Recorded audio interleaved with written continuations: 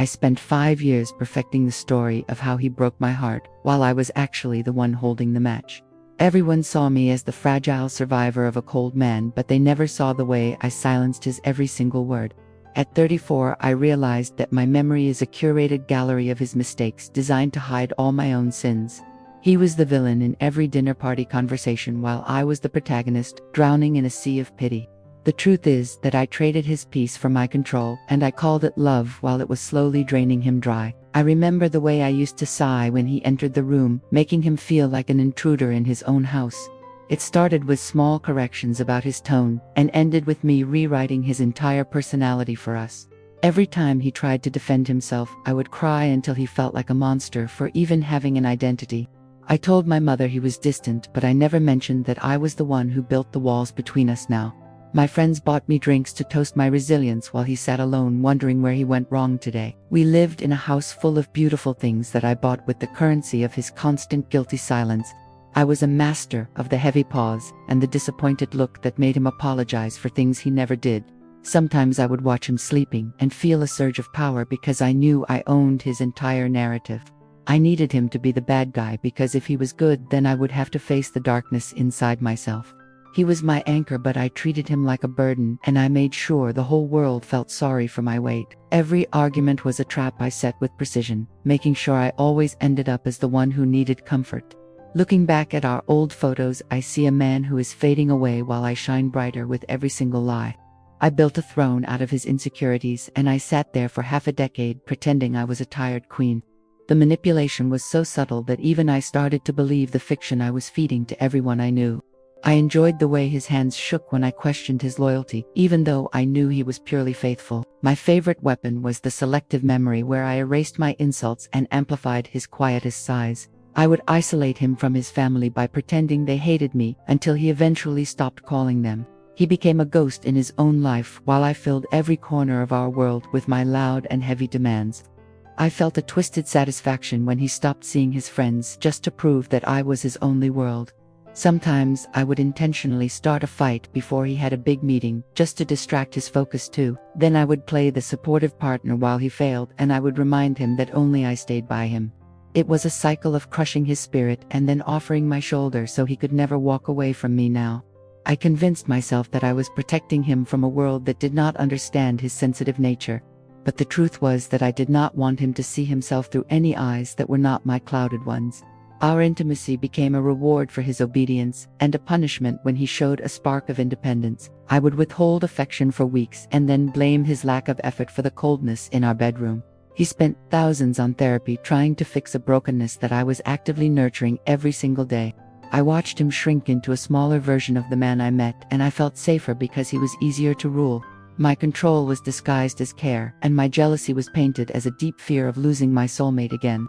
Every time he tried to leave, I would mention my past traumas to make him feel like a cruel abandonment. I used my vulnerability like a cage, and I made sure the bars were polished with his endless deep guilt. Tension grew in the house like a thick fog that only I could breathe while he was slowly suffocating here. I was addicted to the way he looked at me for permission to breathe, and I hated him for being so weak now. The mirror was still there, but I only used it to fix my hair and never to look at the eyes of a predator.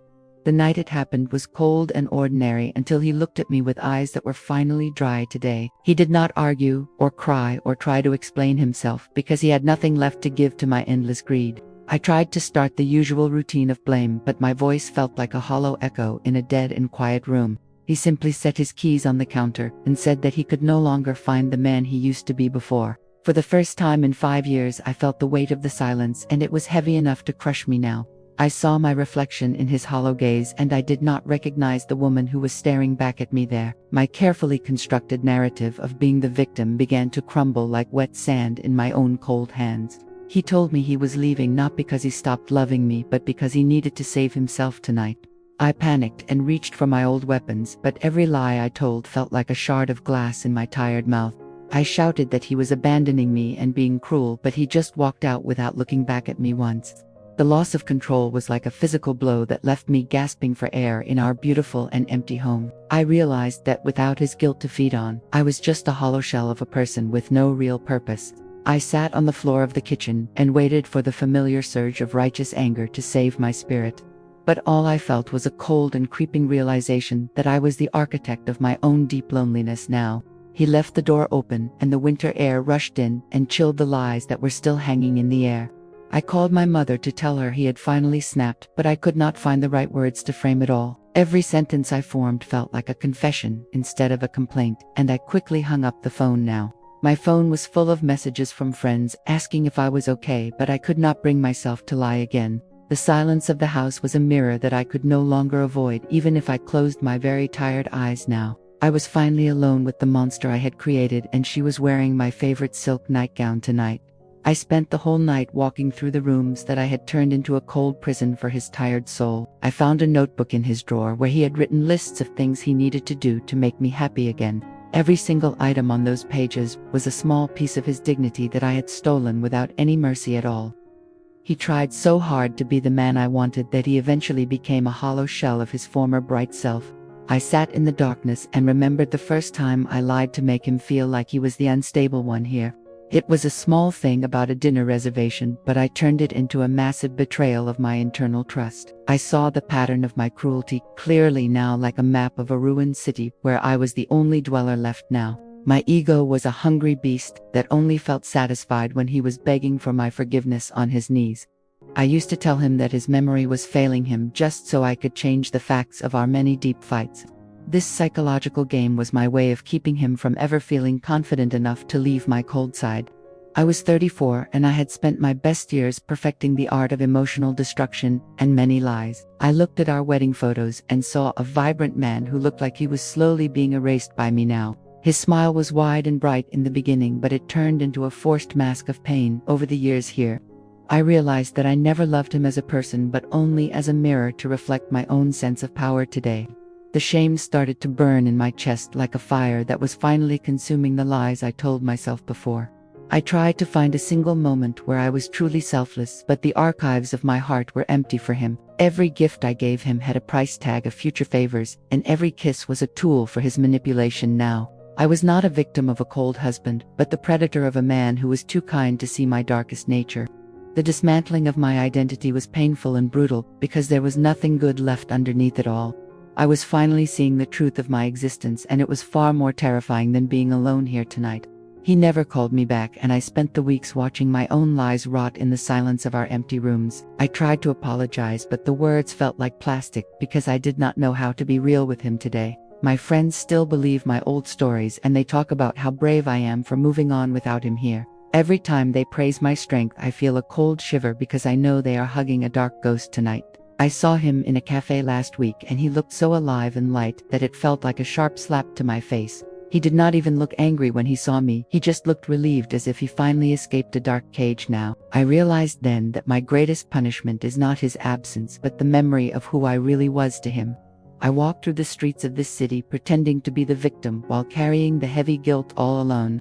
No one knows the truth because I painted myself as a saint, and now I am forced to live in that dark lie.